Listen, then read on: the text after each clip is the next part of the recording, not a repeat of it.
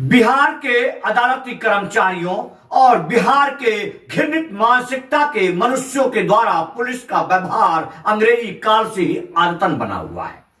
जिससे लगभग बिहार के 13.5 करोड़ जनता पीड़ित हैं। लेकिन जब इसकी बात आए, जब वास्तविकता की बात आती है, तो निकल कर यह सामने आता है कि कल जो मैंने आपको वीडियो दिया था प्रशांत किशोर जी के माध्यम से कि मुझे ना प्रशांत किशोर जी से कुछ लेना देना है, ना ही मुझे किसी राजनीतिक से लेना देना है, मुझे लेना देना है अपने बिहार में अदालत और प्रशासन के द्वारा किया जा रहे कुकृत्य से, जिसके माध्यम से इतना खूबसूरत वीडियो मैंने आपको बताया कि कहां कहां प्रताड़ना होती है, लेकिन वीडियो लुढ़क कर गिर गया। खैर छोड़िए, हमारा काम है कर्म करना, कर्मण्यवाधिकारस्ते मां फलेषु कदाचनम। आज जो मैं लेकर आया हूं वो लेकर आया हूं आपको ये समझाने के लिए कि आखिर एक ही अदालत में सिक्के का दो पहलू क्यों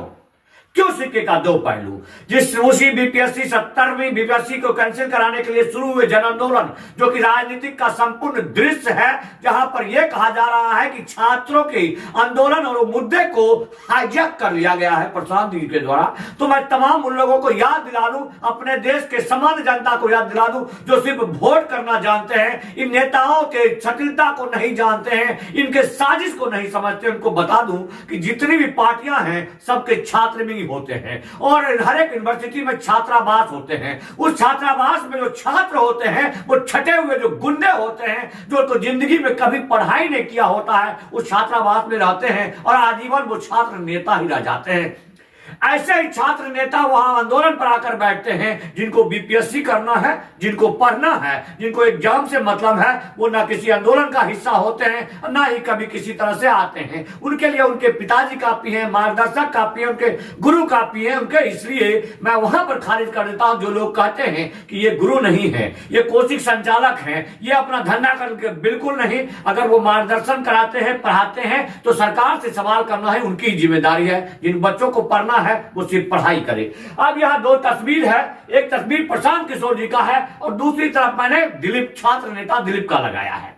जो कि दोनों अपने अपने स्तर से बिहार सरकार को जगाने के लिए अनशन धरना कर रखे हैं। लेकिन उसमें एक तस्वीर निकल के आती है कि छात्र नेता दिलीप को उसी मामले पर सिर्फ और सिर्फ ना वो गोली चला रहा है, ना किसी की हत्या कर रहा है, ना लूट कर रहा है, सिर्फ और सिर्फ इसी मुद्दे की, मुनासिब मुद्दे की मांग करते हुए उसे उठाकर वहां से जेल भेज दिया जाता है। वो उस कंडीशन में जब उस धरना में गुरु रहमान और खान सर प्रवेश कर चुके होते हैं। उसके बाद भी उसे घसीटा जाता है, लिया जाता है और जेल में बंद कर दिया जाता है। फिर क्या होता है? फिर होता है कि इन बच्चों को जो बोलने में प्रखर है, जो नेता की खूबियत रखते हैं, उनके पीछे वकील लग जाते हैं, उनके पीछे पार्टी लग जाते हैं। यहां तक कि आपने सुना होगा कि नेता प्रतिपक्ष के द्वारा यह कहा गया कि छात्र नेता दिलीप को इस विधानसभा, बिहार विधानसभा 2025 में उनको विधायक का टिकट दिया जाएगा और हो सकता है कुछ वोट ला करके वो भी नेता की श्रेणी में आ जाएंगे और आजीवन तेजस्वी यादव जी के गुलाम बनकर रह जाएंगे। अब वास्तविकता की मैं बात करता हूं कि जब यहां पर जो प्रशांत किशोर जी, जो कि ये दिखा रहे हैं कि उनके पास वकील है, उनके पास एक बड़ा खेमा है और वो अदालत में गए बगैर कहते हैं कि हमें अदालत के द्वारा, हमें न्यायालय के द्वारा एक ऐसा शर्त रखा गया था, जबकि वो कोई न्यायालय नहीं है, कोई अदालत नहीं है, सिर्फ और सिर्फ प्रशासन और निचले स्तर के एग्जीक्यूटिव मजिस्ट्रेट के द्वारा एक खाना पूर्ति होता है, जो कि सामान्य रूप से आप समझते हैं कि वो करते क्या करते हैं कि बिहार के व्यवस्था में जहां सर्किल मजिस्ट्रेट के तौर पर नियुक्ति किया जाता है, जिसे सर्किल जज भी कह सकते हैं, और उनके द्वारा जो 4 मामले का निपटारा तो होता नहीं है, लेकिन वो इस प्रकार की राजनीतिक में अपना कदम रखते हैं और वहां पर से इनका हाल क्या होता है, वहीं पर से निकल के आता है कि एक छात्र नेता दिलीप है जिसके पास पैसे नहीं है और वो जेल जाता है। जेल जाने के बाद वो बेल लेकर के, बेल बॉन्ड भर करके, उसको ये नहीं पता होगा कि मैंने किन किन शर्तों को भरा है, और उसे बेल दिलाता है। फिर वो वही वकील छात्र नेता दिलीप को लेकर भी आता है, उसके साथ धरना पर भी बैठता है। यानी कि कुल मिलाकर आप ये कहिए कि इस देश में जो ये दो खेमा है, जिसे आप विद्वान अधिवक्ता का खेमा कहते हैं और एक कहते हैं प्रशासनिक खेमा न्यायालय में, जो कि आईएएस आईपीएस होते हैं, जो अपने कंप्लीट मैच्योर होने से पहले ही सर्विस को त्याग करके, जैसे आरसीपी सिंह हो गए, ऐसे तमाम लोग हैं, जैसे गुप्तेश्वर पांडे जी हैं, डीजीपी के पद से इस्तीफा दे दिया, लेकिन गिरे कहां जाकर के, तो बाबा बनना पड़ा, उनको गिरवा धारण करना पड़ा उनके अपने ही कुकृत्य की वजह से। जब कुछ दिन और सेवा बचा हुआ था, इतने लंबा सेवा कार्यकाल के बाद उन्होंने दराज को धोखा दिया। अब वास्तविकता यहां आई है कि जब अदालत इस प्रकार की व्यवहार करती है और आप कहते हैं कि वहां निष्पक्षता है,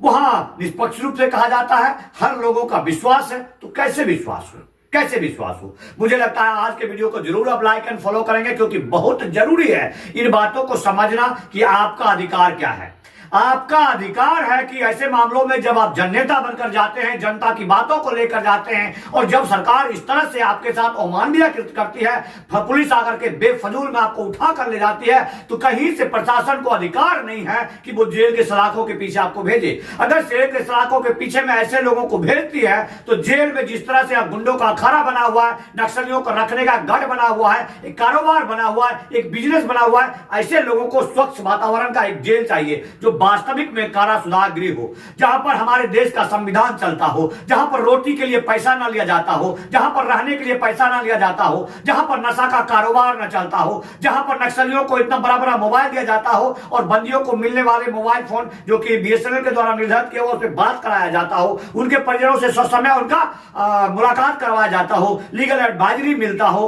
उनको वहां पर मिलने वाले तमाम सुविधाओं मिलना चाहिए जो कि एक बंदी को मिलना चाहिए, क्योंकि बंदी जब तक उसके ऊपर कोई भी संज्ञा आरोप लागू नहीं हुआ है तब तक कहीं से भी यातना नहीं सह सकता है वो, और यातना देना भी नहीं चाहिए। ये अमानवीय कृत है, लेकिन मानवाधिकार चूंकि अधिवक्ता के माध्यम से, विधि प्राधिकार के माध्यम से वहां का धंधेबाज बना हुआ है, दलाल बना हुआ है, भरुआ बना हुआ है, जो कि जेल में सिर्फ जाता है और भरुआ करके बाहर आता है, लेकिन वहां क्या हो रहा है उसका ना तो उद्भेदन करता है, ना उसके बारे में आपको बताता है। लेकिन सत्यता यह है कि यही अदालत, जो अदालत के हमारे लिए बना हुआ है, जो न्यायाधीश का हथौड़ा सिर्फ इसलिए बना हुआ है ताकि ये न्याय कर सके, लेकिन यहां पर इनके चाल बदल जाते हैं, इनके व्यवहार बदल जाते हैं। यहीं पर यदि प्रशांत किशोर आता है, उनके पास हाईकोर्ट का वकील आ जाता है और फिर उसका न्याय का रूप बदल जाता है। यहीं पर छात्र नेता दिलीप होते हैं, जो कि एक सामान्य लोग आते हैं, उनके पीछे चूंकि होते तो बहुत बड़े लॉबी है, होते राष्ट्रीय जनता दल जैसे लॉबी, जिनके पास अरबों खरबों के हिसाब से पैसा है। एक कपिल सिब्बल जैसा वकील है, जब मनीष वाले मामले में आए तो तेजस्वी यादव ने कपिल सिब्बल जी को खड़ा कर दिया, लेकिन दिलीप के पीछे इन्होंने नहीं खड़ा किया, क्योंकि पहले इसको जेल भेजेंगे, फिर इसको पंगु बनाएंगे, फिर इसका उपयोग करेंगे, फिर अपने पार्टी में मिलाएंगे और फिर उसका गुलाम बना करके आजीवन उससे अपनी गुलामी करवाएंगे। लालू की जय करवाएंगे, राबड़ी की जय करवाएंगे, तेजस्वी की जय करवाएंगे, और प्रशांत किशोर तो कुछ ड्रामा तो कर ही रहे हैं, जो पहले इस अदालत को सील ना करके इस तरह से मुहिम चला रहे हैं। आपको जाते जाते बता दूं कि दोबारा कोर्ट में जिस तरह से भगदड़ हुआ, हंगामा हुआ, उसके ऊपर एफआईआर प्रशांत किशोर पर दर्ज कर लिया गया है, जो कि बिल्कुल गैर कानूनी है। बिल्कुल